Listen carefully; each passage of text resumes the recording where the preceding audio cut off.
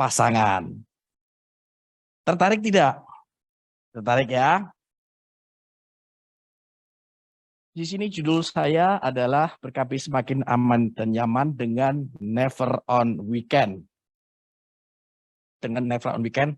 Sebelumnya, buat teman-teman yang di sini maupun yang mengikuti secara online, silakan catat nomor handphone saya. Barangkali setelah sesi ini berakhir, teman-teman masih ada pertanyaan yang belum dijawab, belum bisa saya jawab. Silakan japri saya ya di nomor ini, ada nomor WA-nya juga. Ya, nanti kami memiliki tim di Bayer untuk menjawab pertanyaan teman-teman semua. Baik, saya lanjutkan dengan slide saya. Sebelum saya bicara Never on Weekend itu apa, saya ingin bercerita dulu tentang pentingnya weekend bagi keluarga. Setiap orang menunggu-nunggu weekend, betul nggak? Termasuk teman-teman semua yang ada di sini. Weekend adalah waktu yang berkualitas bagi keluarga untuk melakukan aktivitas bersama, untuk berkomunikasi, beristirahat. Pokoknya weekend adalah waktu yang berkualitas untuk keluarga, untuk diri sendiri, beristirahat, menyegarkan diri agar kita bisa menghadapi hari-hari berikutnya. Itu yang umum diketahui oleh masyarakat. Tetapi banyak yang tidak menyadari. Ternyata weekend memberikan kualitas seksual yang baik bagi pasangan. Setuju atau setuju? Mana suaranya? Setuju atau setuju Bapak Ibu? Banyak yang tidak menyadari, makanya yang menjawab setuju sedikit. Kalau tidak percaya, cobain. Ya, saya punya satu artikel menarik tentang kualitas seksual ini dan hubungannya dengan weekend. Ini artikelnya, silahkan dicatat. Di sini ada pointernya, bisa nunjuk nggak? Bisa ya? Iya ya. Nah, di sini ada di bawah, kiri bawah, www.wellandgood.com, when to have sex for hormone. Yang besar ya? Oke. www.wellandgood.com, when to have sex for hormone.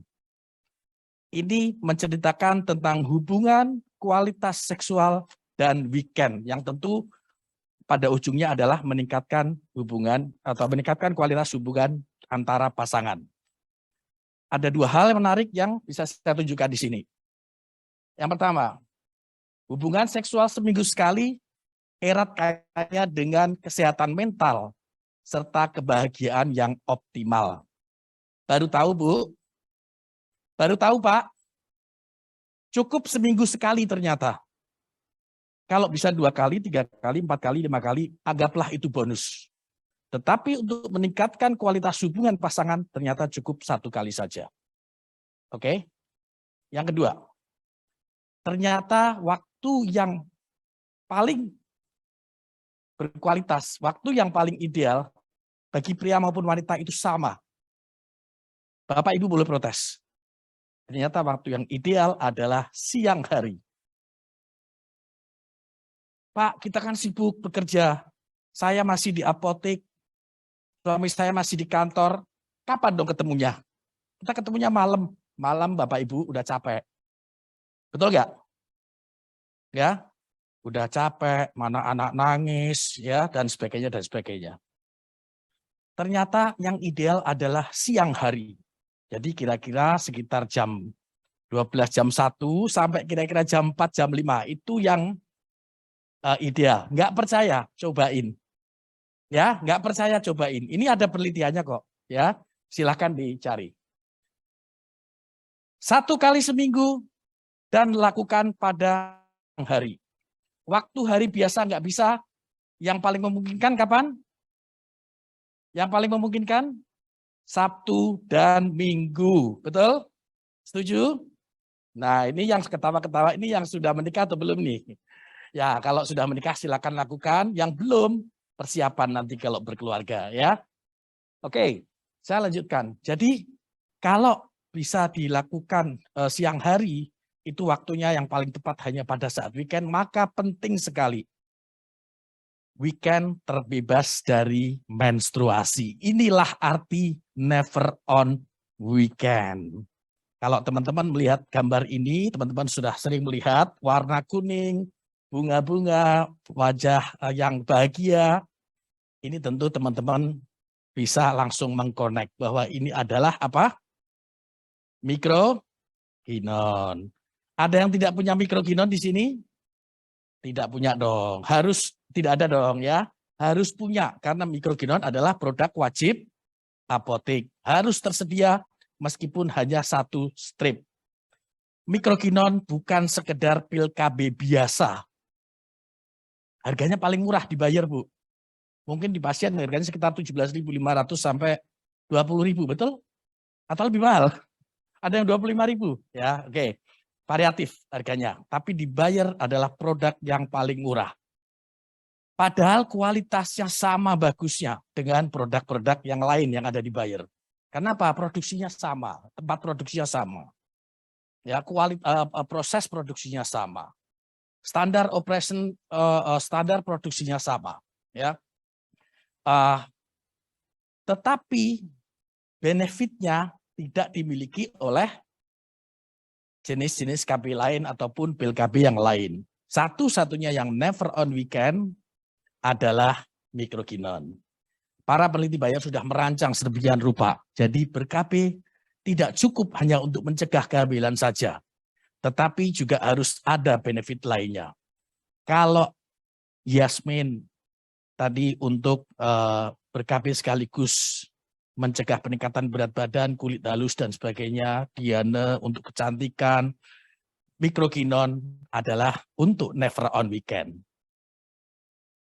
Itu ya teman-teman semua. Nah, oleh karena itu penting sekali. Never on weekend ini untuk meningkatkan kualitas hubungan dengan keluarga. Nah, terutama pada pasangan muda yang masih aktif secara seksual, masih aktif melakukan aktivitas mingguan ya untuk weekend. Saya tahu teman-teman upload di media sosial ya harus bahagia tampilannya, betul.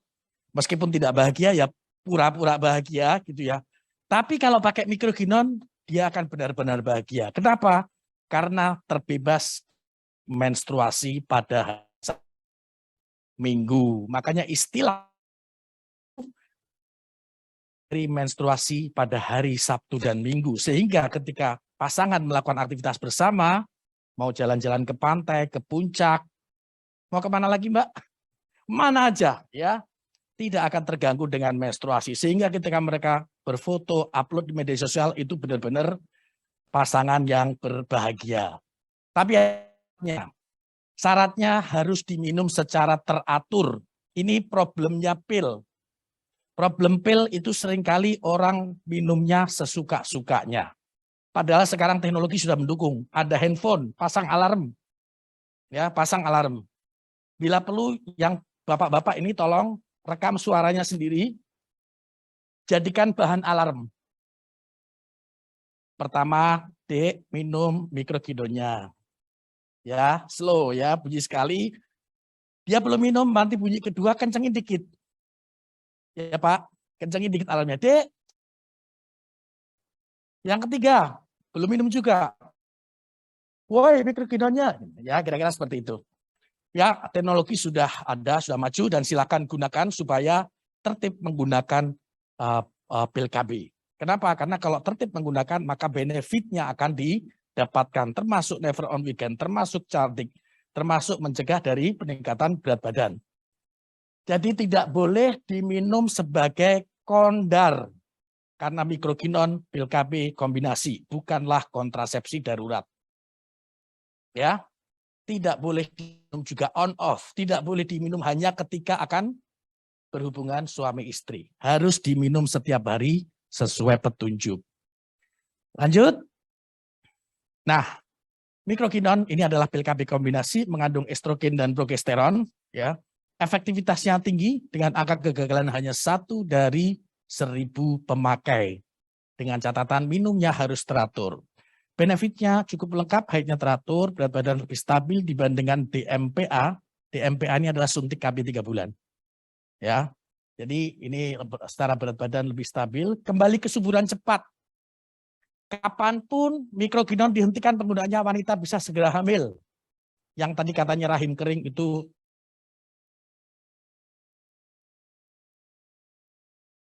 dan terbukti kok banyak wanita yang begitu menggunakan pil Jangan dihentikan. Lupa saja bisa hamil. Setuju? Makanya minum pil KB harus tertib. Dan mencegah risiko osteoporosis dini. Jadi benefitnya juga mencegah osteoporosis. Dan never on weekend adalah satu-satunya benefit pil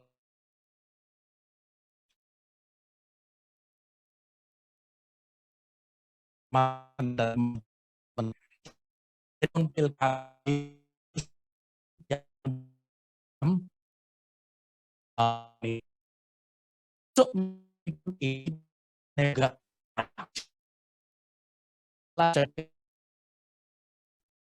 pengaturan pada siklus menstruasi, menoragi, dismenore, bahkan amenore. Tahu amenore? Amenore itu tidak mens sama sekali. Biasanya terjadi pada wanita yang suntik KB 3 bulanan bertahun-tahun. Pernah mendengar? Ya. Orang yang suntik KB 3 bulanan tidak mens amenore, umumnya ya pakainya akhirnya apa? Pil KB kombinasi, mikrokinon yang dipakai. Pil KB mampu mencegah jerawat, bisa dibantu? Ya, pil KB juga ditemukan mampu mengobati jerawat, ya, mencegah kista ovarium, mencegah kanker ovarium, mencegah tumor jinak pada payudara, mencegah fibroid, mencegah risiko osteoporosis, kanker endometrium, bahkan kanker kolon. Baru tahu pil KB mencegah kanker kolon? Baru tahu, ibu-ibu? Baru tahu ya?